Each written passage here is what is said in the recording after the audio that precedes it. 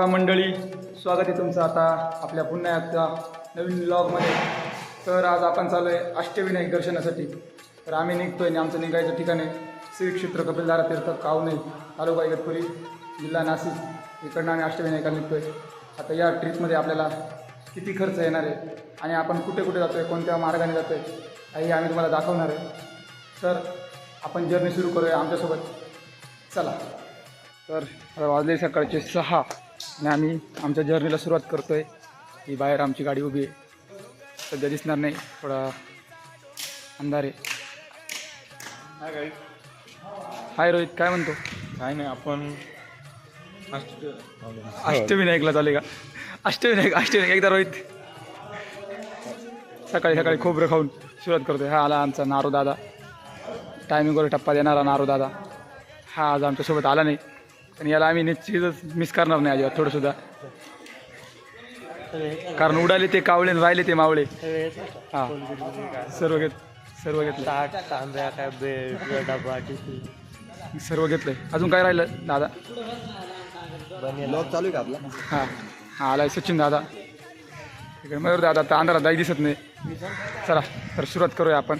श्री क्षेत्र कावणे, तालुका इगतपुरी, जिल्हा नाशिक इथून आपल्या अष्टविनायक दर्शनाला ही गाडी आहे, तिच्यामध्ये आपण जाणार आहे. हा गाडीचा ड्रायव्हर आहे. ड्रायव्हर जरा ओळखीचा वाटतं रे. तर आलो आहे आता आपण डिझेल भरायला गोटी टोल नाक्याच्या पुढे, आणि ही आपली गाडी मातोश्री. तर डिझेल भरतोय शंकर दादा. किती फुल करायची का गाडी? जेवढं बसेल तेवढं.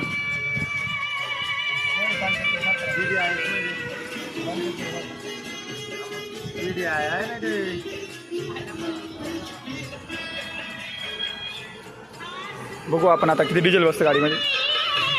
गाण्या चला, अष्टविनायक का?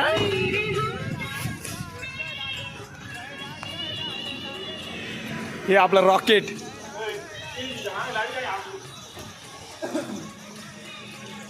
नाजीगाव राम राम. काय पूर्ण गाडी काढला नाही गाडीला? हां, पूर्णच काढून राहिलो नाही. गाडीत डिझेल बसले आता 3319 रुपयाचं.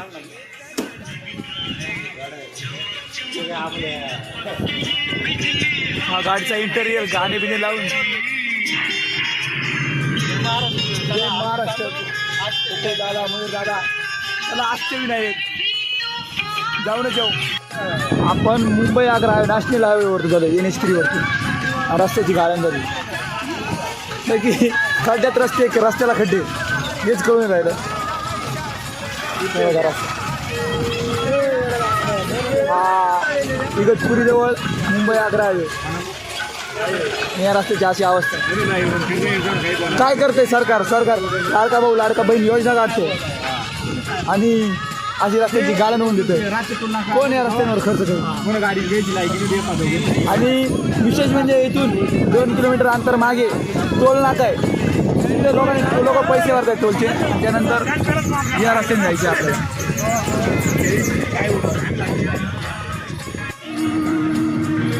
आता आपण आले कसारा घाटाजवळ, आणि हा कसारा घाटाचा नॅचरल व्ह्यू बघू. जितका होतो तितका घाट आपण कव्हर करू. पावसामुळे कॅमेऱ्यावर पाणी पडते आणि धुकं खूप आहे कसारा घाटामध्ये.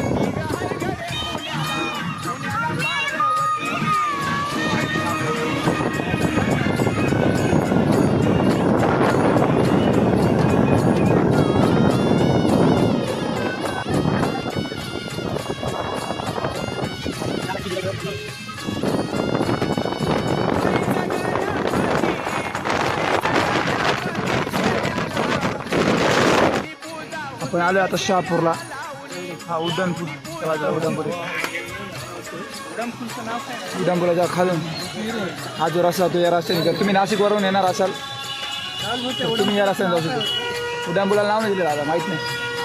तर शहापूर बसून उड्डाणपूल आहे, पहिल्या त्यावर टर्न घेऊन घोडा वाघाचा करुणी घोडा केला नाडा ग आईनं सापाचा केला नाडा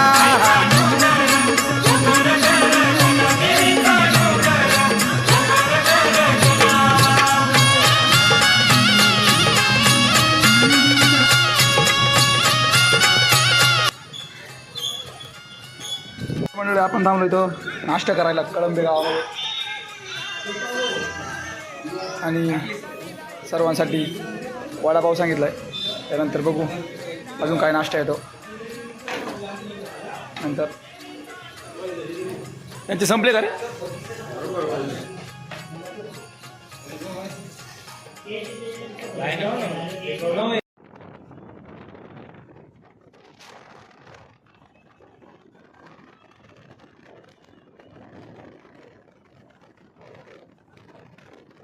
तर फायनली आपण पहिलं डेस्टिनेशन आपलं कवर केलेलं आहे आणि आपण पोचलेलो आहे पाली इथे. तर अष्टविनायकापैकी पालीचा बल्लाळेश्वर हे एक अष्टविनायकामध्ये येणारा हा आपला गणपती बाप्पा आहे. तर आपण पहिलं ठिकाण आपलं पाली या ठिकाणी आलेलो आहे, कारण आपण नाशिकवरून येतो त्यामुळे आपल्याला पहिलं पाली महड करून आणि नंतर आपल्याला बाकी गणपती करावं लागतात. तसं तर अष्टविनायकामध्ये पहिला गणपती हा मोरेश्वर येतो, मोरगावचा. परंतु आपल्याला जे चक्कर आहे तो चुकी उलटा पडला असतं, त्यामुळे आपण पहिल्यांदा आलेलो आपण पालीला आणि पहिलं डेस्टिनेशन आपण कवर केलेलं आहे. आणि आम्ही इथं आलेलो आहे पालीला. तिथे बोर्ड लावलेला आहे की प्रथम दर्शन हे धुंडी विनायकाचे घ्यायचे. बघूया मग आता आपण जाऊ, पहिले धुंडी विनायकाला जाऊ, नंतर बल्लाळेश्वराला जाऊ.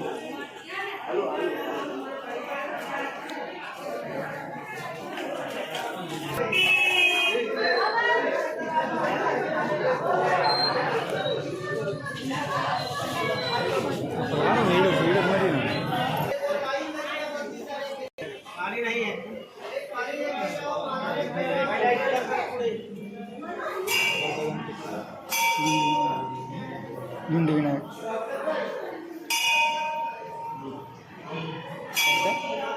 धुंडी विनायक धुंडी विनायक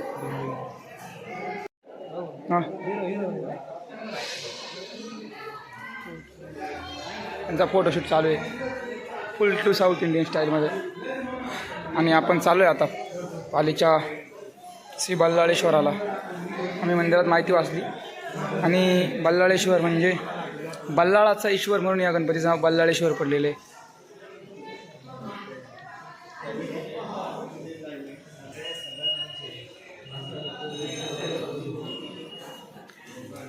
शक्यतो मंदिरामध्ये कॅमेरा अलाउड नसेल, त्यामुळे आपण मध्ये तर कॅमेरा घेऊन जाणार नाही.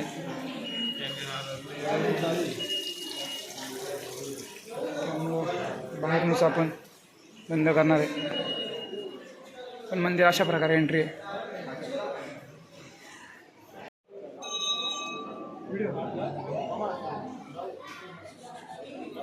हे बल्लाळेश्वर मंदिर आहे, आतमध्ये गाभारा आहे.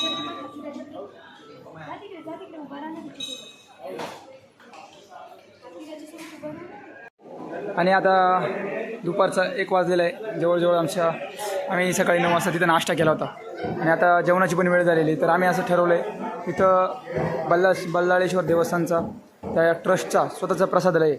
तर इथं साधारणतः एका माणसाला 30 रुपये असं प्रसादामध्ये काय आहे ते बघित नाही, पण साधारण आपलं घरगुती जेवण असेल असा माझा अंदाज आहे. पण एका माणसाचे 30 रुपये एका प्रसादासाठी घेतात. तर त्याचे कुपन इथून घ्यावं लागतं. तुम्ही जर बघितलं तर मंदिराच्या बाहेर ज्यावेळेस येशाल तर मंदिराच्या बाहेर आल्याच्यानंतर इथं आल्याच्यानंतर तुम्हाला इथे समोरच इथं कुपन मिळेल अशी पाटीच लावलेली आहे मी. तर इथून कुपन घ्या आणि जर तुम्ही साधारणतः 11:30 ते 3च्या दरम्यानमध्ये हा प्रसाद चालू असतो, तर तुम्ही त्या वेळेमध्ये जर इथं आलात तर इथं प्रसाद घेऊ शकता. आता आम्ही या प्रसादाला आलो आहे जेवणासाठी. हे सांबर आहे, भाजी मसुराची भाजी आहे, भात 2 चपात्या आणि त्याचबरोबर त्यांनी शिरा पण दिलेला आहे. तर आपण खाऊन बघू कसा प्रसाद. देवाचा प्रसाद आहे तो निश्चितच छानच असणार आहे. टेस्ट करू आपण. खूप छान प्रसाद आहे, काही अडचण नाही. आणि हे जर तुम्हाला लागेल तसं तुम्ही घेऊ शकता, पोट भरून जेवण घेऊ शकता, त्यामुळे काही अडचण नाही.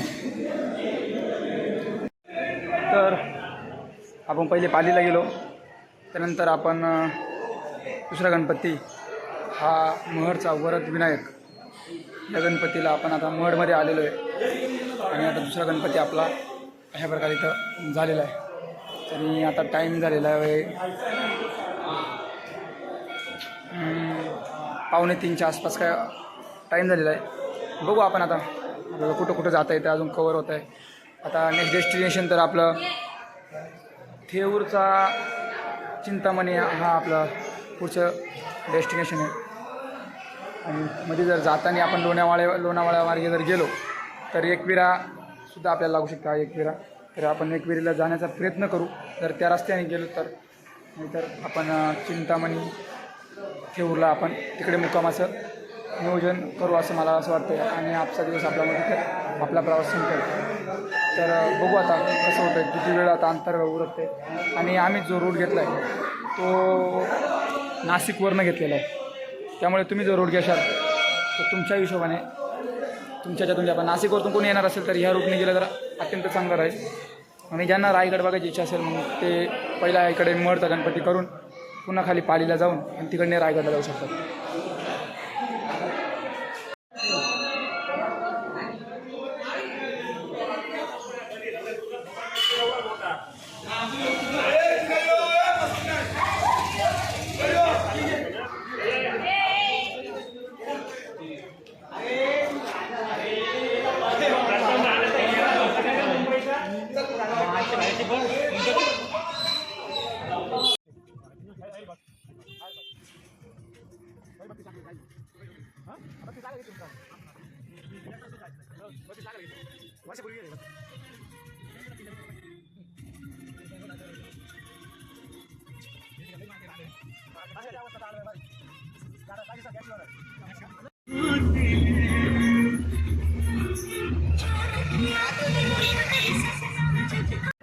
Lonavala the pock city.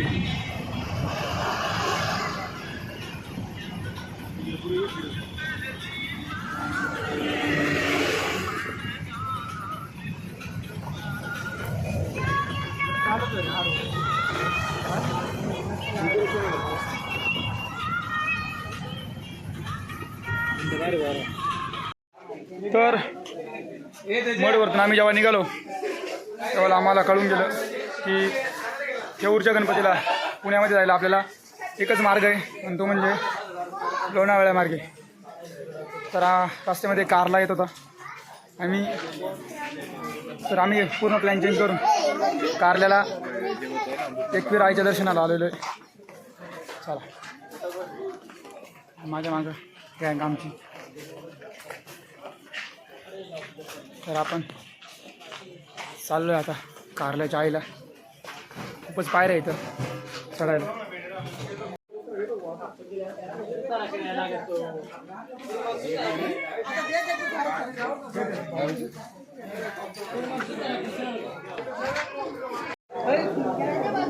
दर्शन रांगेत गर्दी.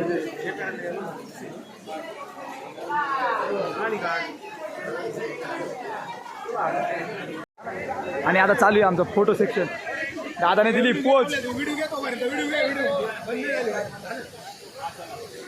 कारला येऊन एकदम प्रसन्न वाटलं. आपल्या एकविरा माऊलीचं दर्शन झालं आणि कॅमेऱ्यावर सुद्धा पाणी येतं, मोबाईलवर पाणी येतं.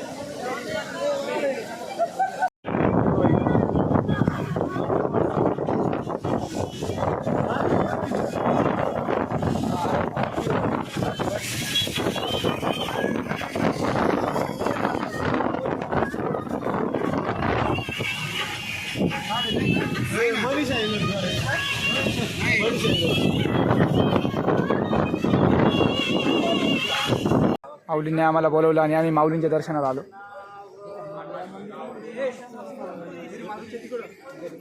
आता घेऊ माऊलींचं दर्शन आणि इकडनं आपण बघू. आता इथं धर्मशाळा आहे. जर आपल्याला वेळ भेटला म्हणजे जमल सर्वांचा एक विचार घेऊ. जमलं तर आळंदीमध्येच आपण मुक्काम करू. सकाळी इंद्रायणीमध्ये आंघोळ करून आपण पुन्हा थेऊरला जाऊ किंवा नाहीतर आपण इकडनंच डायरेक्ट थेऊरला जाण्याचा प्रयत्न करू. बघूया कसं होतं कसं नाही. तर आम्ही आता आलो आहे थेऊरमध्ये आणि आता रात्रीचे 12:10 झाले. आम्हाला एक रूम मिळाला आहे. इतका मोठा रूम आहे ज्याच्यामध्ये आरामात 15 लोक राहू शकतात. आम्ही 9 लोक आहेत आणि आम्ही फक्त 900 रुपये दिलेत. 900 रुपयामध्ये इतकी मोठी स्पेस असलेली रूम आम्हाला मिळाली.